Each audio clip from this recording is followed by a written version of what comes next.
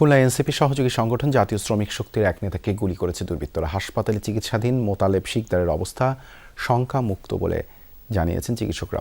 কানের পাশে লেগে বেরিয়ে যায় গুলি। পুলিশ বলছে যে বাসায় গুলিবিদ্ধ হয়েছেন মোতালেব সেখানে ইয়াবা, মদের খালি বোতল ও গুলির খোসা পাওয়া গেছে।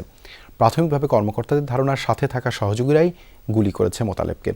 ঘটনার সুষ্ঠু তদন্তের দাবি জানিয়েছেন স্বজন ও এনসিপি নেতারা।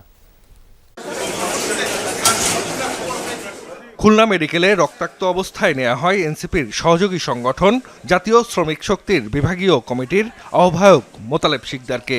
গুলিবিদ্ধের খবর ছড়িয়ে পড়লে হাসপাতালে ছুটে আসেন স্বজন, দলের নেতাকর্মী ও আইনশৃঙ্খলা বাহিনীর কর্মকর্তারা। পরিবার জানায় মোতালেব একসময় শ্রমিক লীগের সাথে যুক্ত ছিলেন। কয়েক মাস আগে যোগ দেন এনসিপির সহযোগী সংগঠন জাতীয় শ্রমিক শক্তিতে। কে বা কারা কি কারণে মোতালেবকে গুলি করেছে সে সম্পর্কে কিছু জানাতে পারেননি স্বজনরা।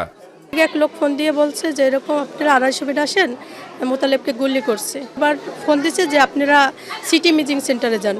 তা ওইখানে গেছি, যাইয়ে দেখছি যে এই অবস্থা। তারপরে আমরা আবার সিটি স্ক্যান করে নিয়ে 250 ফিট আসছি। নগরীর সোনাডাঙ্গা এলাকায় একটি চায়ের দোকানে মোতালেবকে গুলি করা হয়েছে প্রথমে এমন তথ্য ছড়ায়। তবে পুলিশ কর্মকর্তারা বলছেন সোনাডাঙ্গার মসজিদ সরণির আল আকসা মসজিদ রোডের একটি বাসায় গুলি করা হয় মোতালেবকে। গতরাতে মসজিদ সরণির একটি ওষুধের দোকানের সামনে গাড়ি রেখে হেঁটে ওই বাড়িতে প্রবেশ করেন মোতালেব সহ 3 যুবক। বাসাটিতে মাদকসহ গুলির খোসা মিলেছে বলেও জানান কর্মকর্তারা। প্রাথমিকভাবে পুলিশের ধারণা সাথে থাকা সহযোগীরাই গুলি করে মোতালেবকে। এখানে প্রচুর মাদক সেবনের সরঞ্জাম, বিশেষ করে ইয়াবা এবং বিদেশি মদের অনেক বোতল, এবং ওইখানে আমরা একটি গুলির খোসাও পেয়েছি। তো আমরা এবং ঘটনাস্থলে বিভিন্ন জায়গায় রক্তের দাগও আমরা পাই। ঘরের ভিতরে যারা ছিল, রাত্রে ছিল এবং সকালেও ছিল, ওদের অন্তঃকন্দলের কারণে ঘটনাটি ঘটেছে, এবং কারা কারা এবং কী কারণে এই ঘটনাটি ঘটেছে আমরা সেটা তদন্ত করছি। মাসখানেক আগে বাসাটি ভাড়া নেন তন্নি নামে এক নারী।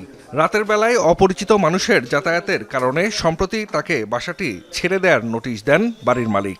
ওনার ঘরে বিভিন্ন রকম পুরুষ ছেলেরা আসা যাওয়া করে ওই মেয়েটার ঘরে। তা আমার হাজব্যান্ড জিজ্ঞেস করছে যে এরা কারা, তখন উনি বলছে যে আমার চাচাতো মামাতো মানে বিভিন্ন রকম ভাই বলে। এই 30 তারিখে বাসা ছাড়ার কথা ছিল, এর ভিতরে তো এই ঘটনা। এ ঘটনার সুষ্ঠু তদন্ত চেয়েছেন এনসিপির নেতারা। দলের পক্ষ থেকেও তদন্ত করা হবে বলে জানানো হয়েছে। মাদক হোক বা যেটাই হোক না কেন, তিনি তো গুলিবিদ্ধ হয়েছেন, সেই অস্ত্রটা আসলো কোত্থেকে? তো এখানে কিন্তু আইন শৃঙ্খলা বাহিনীর একটা ব্যর্থতা আছে। ঘটনা ঘটার 15 মিনিটের মধ্যে এ ধরনের বক্তব্য দিয়ে আসলে পুরো ঘটনাটাকে হালকা করে না দেওয়ার জন্য আমরা পুলিশ প্রশাসনকে অনুরোধ করেছি। আমরা পুরো ঘটনাটা তদন্ত করে দেখার অনুরোধ জানিয়েছি। খুলনা মেডিকেলে চিকিৎসাধীন মোতালেবের অবস্থা এখন শঙ্কামুক্ত বলে জানিয়েছেন চিকিৎসকরা। হাসপাতালেই তাকে রাখা হয়েছে পুলিশি নজরদারিতে। জাহিদ হাসান, যমুনা নিউজ।